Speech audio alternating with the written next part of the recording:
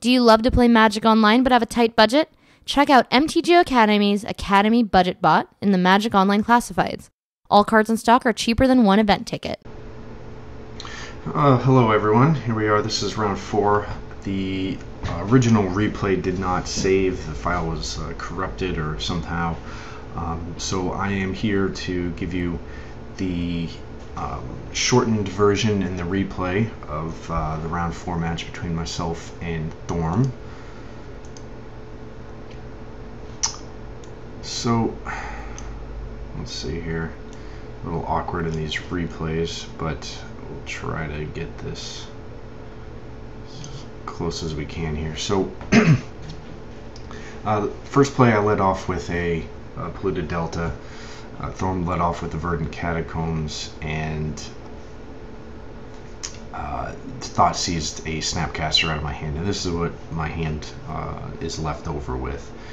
So there was when he decided to take the snapcaster mage, I was a little concerned seeing the verdant catacombs into a bayou, and a thought seized that he was not playing a creature deck and probably maybe a pox deck.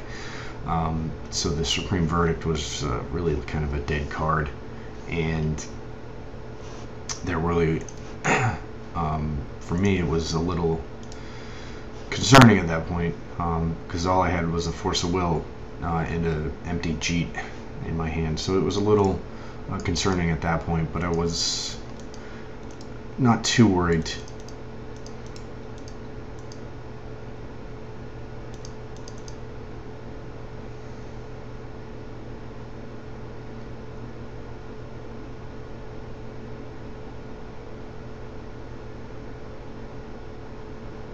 I'm sorry, he actually went first and thought seized me first. I then played the polluted delta, and then at the end of on his turn he cycled Baron Moore. At that point it gave me a little bit more of a feeling that he was not on a Pox deck. Pox doesn't typically play these cycling lands from Onslaught.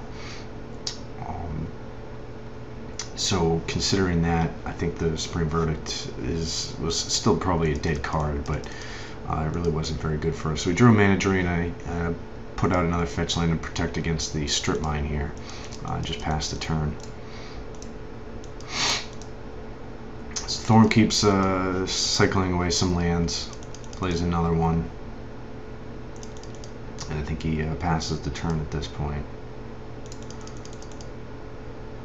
So we drew an island. I kind of the thought process still at the time was I still wasn't sure if he was going to play something like a Dark Confidant or something along those lines. So I wanted to keep the availability for myself to cast Supreme Verdict without having to submit myself to playing non-basic lands. So I threw out the island, knowing that I could get an island with my polluted delta.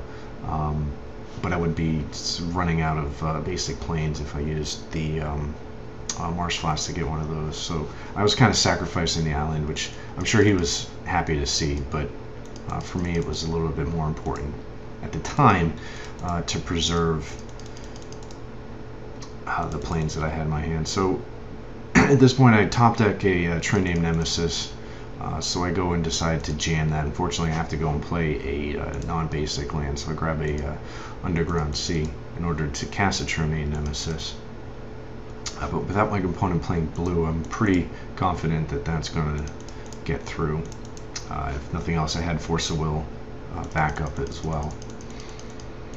So we're in a pretty dominating board position here. He thought seizes himself. Or us, does two more damage to himself to get rid of our Force of Will, so that's fine. He ends up wastelanding the Underground Sea, which is not too terrible. So we play a Plains and attack with the True Name Nemesis. It brings him to 11. He's only got a couple of turns left. I did miss, he passed a turn without doing anything. I did miss the opportunity the turn before to play Jeet. I was probably not quite paying attention too much. I think I was a little too concerned about using mana drain on my turn. but I ended up playing it this turn without drawing a land, unfortunately. So I knock him down to 8. He's on a 3-turn clock, and unfortunately for me, he plays Pernicious Deed. I brainstorm, but I don't find anything to counter it.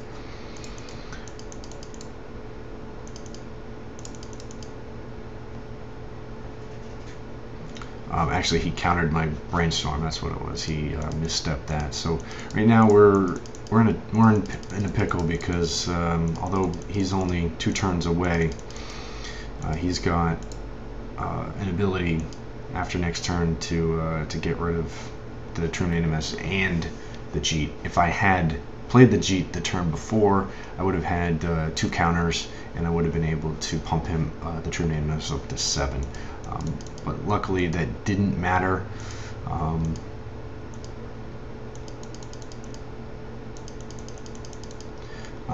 So I equipped the True Animus. I didn't play Jace. There wasn't really much of a point in that turn. So I just equipped the True Nemesis to get a couple of counters on the Jeet. And at this point, this Back to Basics top deck was pretty darn good because he blows up both our True Nemesis and the Jeet. But I do put gain 4 life off of the Jeet, which will be important to note in a couple of turns. So I jammed the Back to Basics, kind of straining some of his mana base here. And then go ahead. I didn't have the ability to fetch up a basic island with the Marshflat, so unfortunately I had to use a Tundra in order to cast Jace. But with Jace, I started ticking him up. I figured if I was going to win this match, I needed to probably get Jace as high as possible instead of trying to brainstorm each and every turn. So Thorm ends up playing a Dark Depths on the next turn, obviously giving away what his battle plan is at this point. So I now know that he's not a Pox deck, he's not Dark Confidant deck, he's a Thespian Stage Dark Depths deck. And as a result, I now know that I need to race Dark Depths. Again, like I said a couple of turns before, I was able to knock myself up above 20, which is really important at this point because Dark Depths does not win in a single swing. But I also have to be cognizant of the fact that I can't use Force or a fetch land if I want to keep that life total.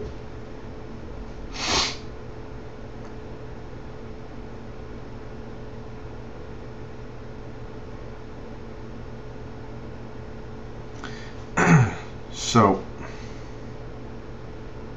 I then Fate Sealed him. I saw a Vampiric Tutor, so I've put that at the bottom, and I pass the turn. On his turn, he plays the Thespian Stage, which is interesting. He was able to assemble that without any help. I draw an additional Back to Basics. It's superfluous.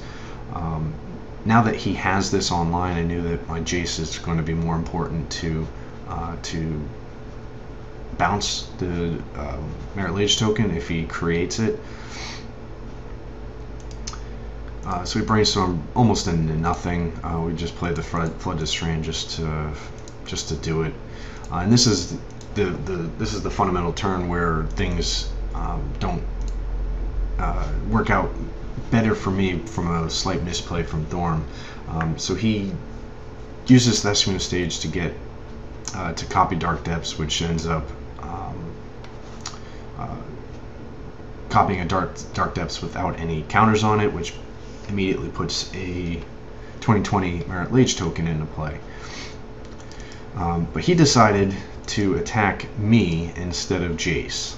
And this is really what won the game for me, because if he had attacked Jace, the only out I would have had was top decking a Swords to Plowshares, which would have just put him at 23, and would have made it even harder for me to win the match.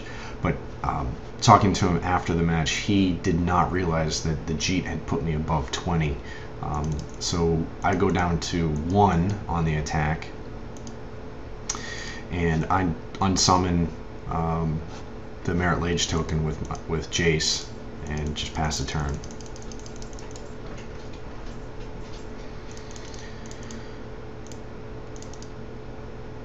So at this point, I just go a few more turns. I try to ultimate Jace as fast as I can try and do at this point. It also controls what he ends up drawing. I also have a bunch of counter spells, so that certainly helps me. Knowing that if he has something that I can counter, I can leave it on the top of the deck. Like in this case, where he had crop rotation on the top of his deck, he was trying to get something, one of the 2 combo pieces. So I mana drain that. I continue to plus Jace.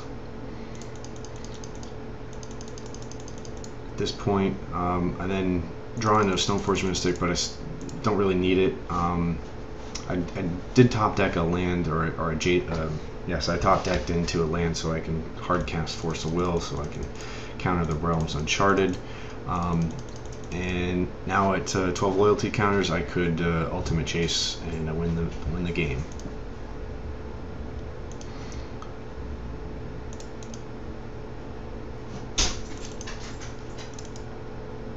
So going into game 2, we were both, now that we both know what we're doing here, this is sort of a boring match, or a boring game. So he leads off with the Thoughtseize that I mental misstep, because I don't want him to see that I have a Swords of Plowshares. That's the card that I'm really trying to protect at this point. So I draw into a Ponder, so I just use an island to cast my Ponder as I can. I saw 2 counter spells and a land, so I want to keep those. I grab the Force of Will so that he can't do anything on his turn. I can pitch Back to Basics. I now know that he knows that the Back to Basics plan is bad for him, so I only can imagine he's going to start fetching out all of his basic lands. So Back to Basics is kind of weak. I wasn't sure before during the sideboarding how many basics he did have in his deck, so I didn't board out the Back to Basics. But had we gone to a game 3, I would have boarded those out and put in lead lines, because as you will see here in a second, his ability to cycle through his entire deck with Life from the Loam is an important factor into this particular game.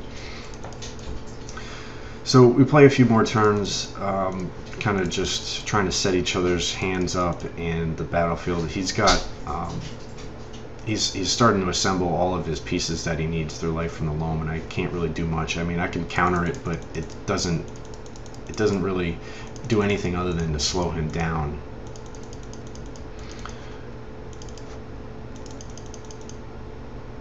So with a hand just of land, swords, and a Jeet, I just play the Jeet using my free mana from the mana drain.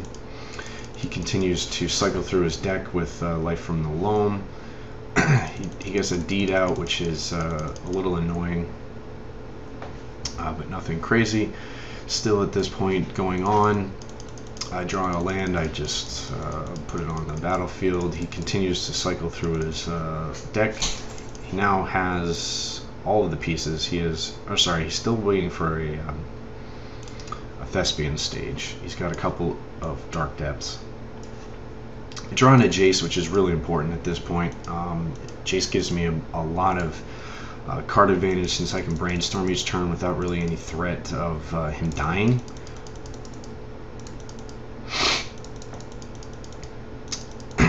So Thorm assembles his combo through the Life from the Loam engine. For him, unfortunately, he is running out of clock.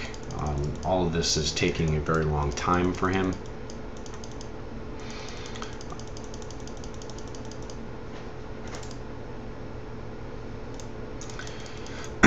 So our game plan right now is to buy some time with the swords.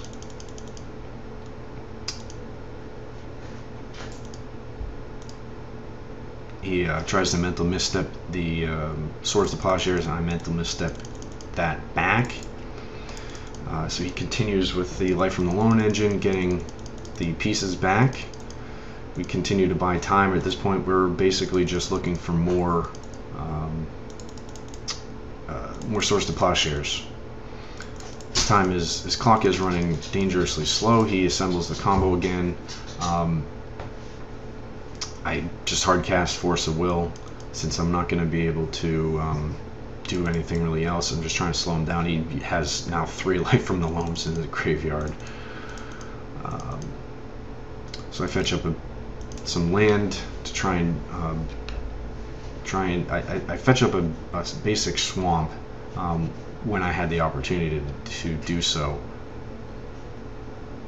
which is quite timely. He still doesn't have his strip mine, which is really great for us. If he was able to get the strip mine, I don't think I would have been able to win this game at all.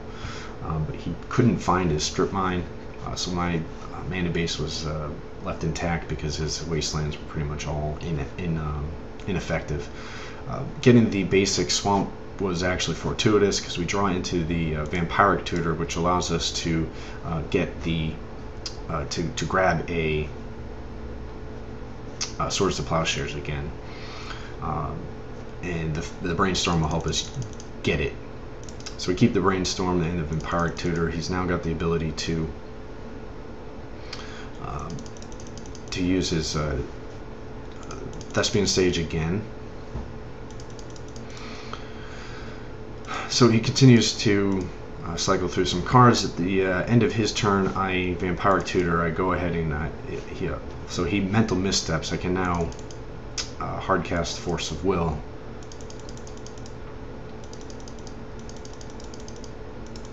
Which is what I do.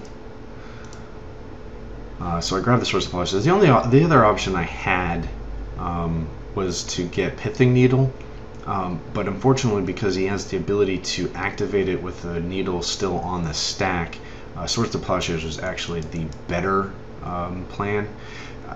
I could have then used Jace to bounce it as well, but at this point, he's not really a danger to me. He's got less than 2 minutes on the clock. He's not even going to be able to win a third game, even if we get that far. So he tries the Vampiric Tutor. I mental misstep that. I then swords his Merit Lage token that he created at the end of my turn during his upkeep, so he doesn't draw into a mental misstep, although I did have a Brainstorm to potentially try and protect it. At this point, he's pretty much out of time. He's down below a minute. He needs 2 turns to assemble the combo itself.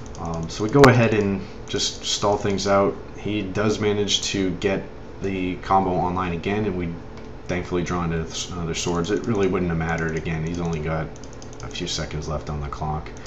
And we go on to win, even though he's at 75. So it was a strange match. Unfortunately,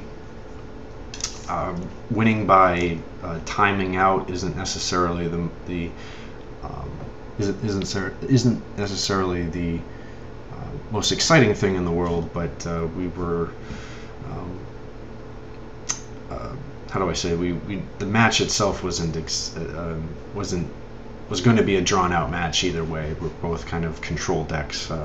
His is a land-based control where he can control through the mana denial, which unfortunately my deck is equipped to ignore except for strip mine, and then he can win through the Merit Lage tokens. He also has board control through Pernicious Deed, and he also has some board control through Abrupt Decays and hand control and things like that. So while the decks are attacking on different axes, they're both fundamentally control decks. So I appreciate everyone for watching. I hope you enjoyed the matches, and we'll see you next time.